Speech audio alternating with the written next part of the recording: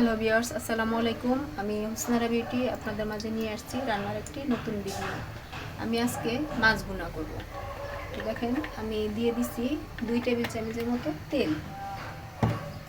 আমরা গৃহিণীরা দেখেন কতটা সাশ্রয়ী।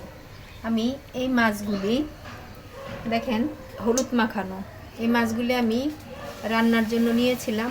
প্রতিদিন রান্না থেকে 2 পিস মাছ আমি তুলে রাখি। এটা হলো একদিনের, এই মাছটা হলো আরেক দিনের, আর এই মাছগুলি হলো আরেক দিনের। 3 দিনের জমানো মাছ আজকে আমি রান্না করব। যখন দেখি রান্নার কিছু থাকে না, তখন ফ্রিজ খোঁজা শুরু করি কোথায় কি আছে, পরে খুঁজে খুঁজে যা পাই তাই রান্না করি। আর আমি আসলে রান্নার ভিডিওগুলি ঘরে খাওয়ার জন্য যেভাবে রান্না করি আমি সেভাবে আপনাদের সাথে শেয়ার করি। বিসমিল্লাহ। পেঁয়াজের কুচি,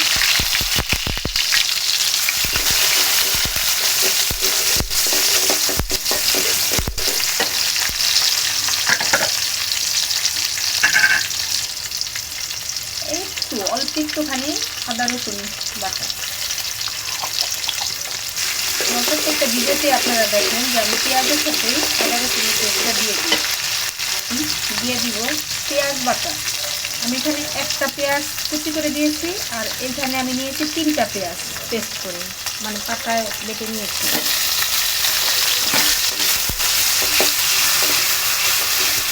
আর এখানে দেখেন আমি অল্প একটু জিরা আর অল্প একটু মনে হয় 15-20 পিস রাঁধুনি একসাথে করে বেটে নিয়েছি।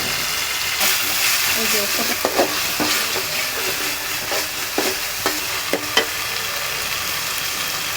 দিয়ে দিচ্ছি স্বাদ মতো লবণ,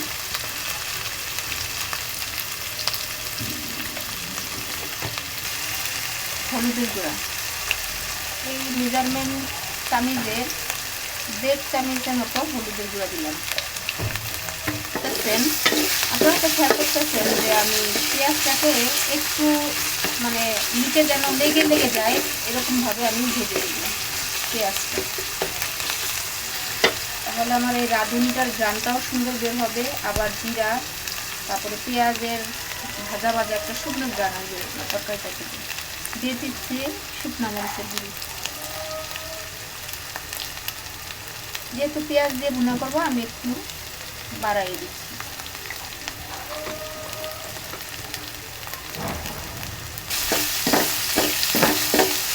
মশলা বাটার যে পানিটুক ছিল আমি এই মশলা বাটা পানিটুক দিয়ে দিলাম। মশলাটা ভালোভাবে কষানো দিলাম।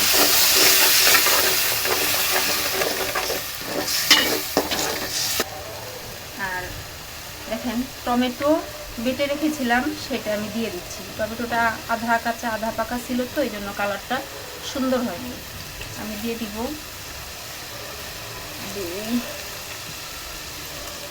3 চামচ 4 চামচ টমেটো পেস্ট।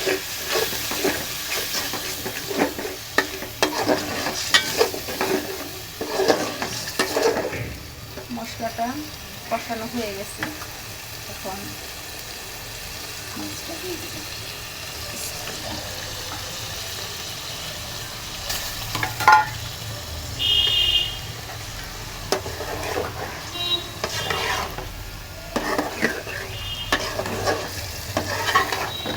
কষানো শেষ, আমি দিয়ে দিচ্ছি আর একটু সামান্য পানি। এইভাবেই আস্তে আস্তে ডিম জালে আস্তে আস্তে হবে মাছটা। দিয়ে দিচ্ছি কাঁচামরিচ, আস্ত কাঁচামরিচ। আপনারা দেখলেন আমি যতটুকু ঝোল দিয়েছিলাম আমার অতটুকু ঝোলে কিন্তু আছে, আর নিচে হালকা হালকা একটু লেগে গেছে।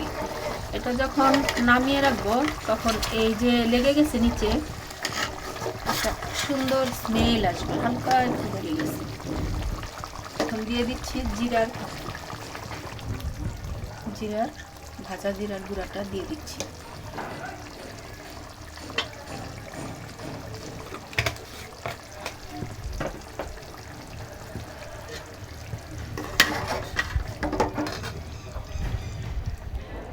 মাছের ফাইনাল লুকটা দেখেন কতটা জুসি জুসি মনে হচ্ছে না? মাছটা খেতে কিন্তু অনেক স্বাদ হয়, একবার ট্রাই করে দেখবেন। তো সবাই আমার ভিডিওটা দেখার জন্য অনেক অনেক ধন্যবাদ। সবাই ভালো থাকেন, সুস্থ থাকেন। আসসালামু আলাইকুম।